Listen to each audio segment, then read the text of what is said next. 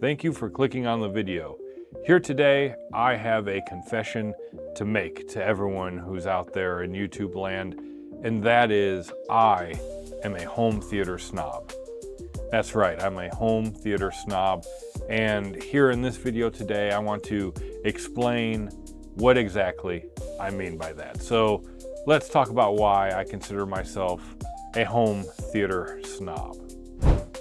So recently, over the 4th of July holiday, I was able to have some of my family members come down and visit. I had my dad and my youngest sister come down and spend about a week with me and Mallory here over the 4th of July holiday.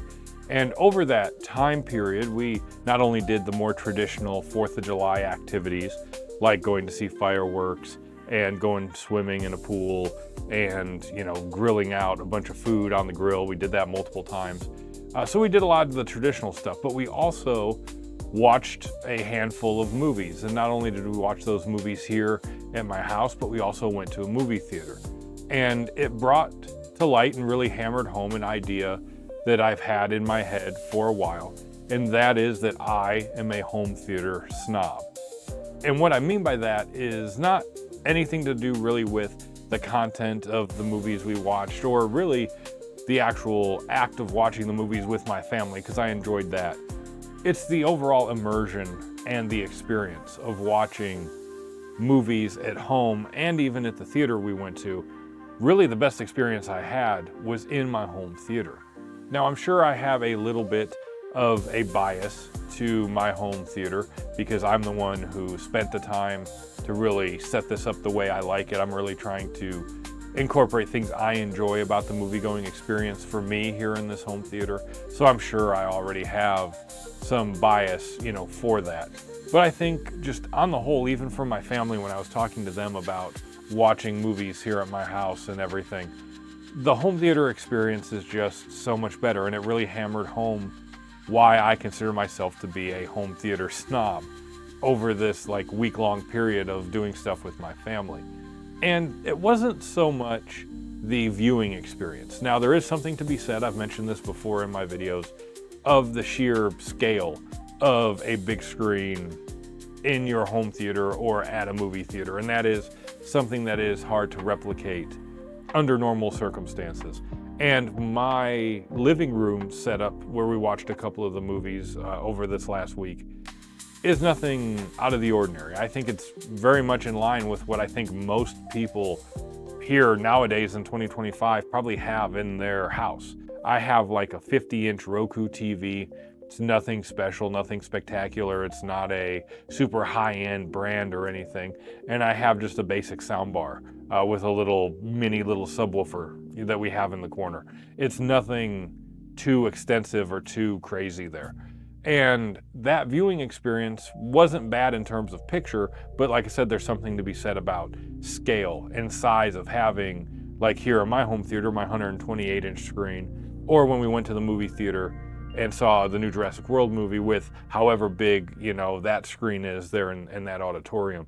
The viewing quality wasn't terrible in the living room, and it wasn't bad at the movie theater, and it definitely was enjoyable here in my home theater. But for me, the biggest reason why I've kind of developed this, idea of being a home theater snob is on the audio side of things, because the living room audio is just not up to par to me, to my standards for watching a big budget feature film.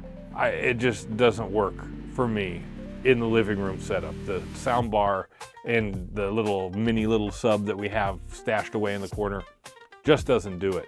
And on the flip side, the movie theater we went to go see Jurassic World, the newest one, was really lacking in the audio. The audio was very quiet, and it was almost hard to hear what people were saying, and when action was on the screen, everything was kind of muddied together. It was so quiet, you couldn't really even hear anything. And so that's the biggest factor of why I've kind of become this home theater snob, is the audio side of things. Now, to some people out there who may watch this video, my home theater setup here is nothing, too extravagant. I don't have Dolby Atmos, I don't have a 7.1 setup, I'm not running like Arundel and JTR speakers or anything super high-end in that aspect. I don't have giant SVS subwoofers or something here. I am running very basic components, but to me, the components are pretty high quality for their age, even though they're older and they don't look like anything special according to what you would see online nowadays. But even that notwithstanding, if you just go with a very basic like home theater in the box kind of setup, I'm sure that will still give you a more immersive effect for watching a big budget movie than just using a soundbar. Now the movie theater thing is kind of its own whatever, setup there, because they have the setup for immersive surround sound audio.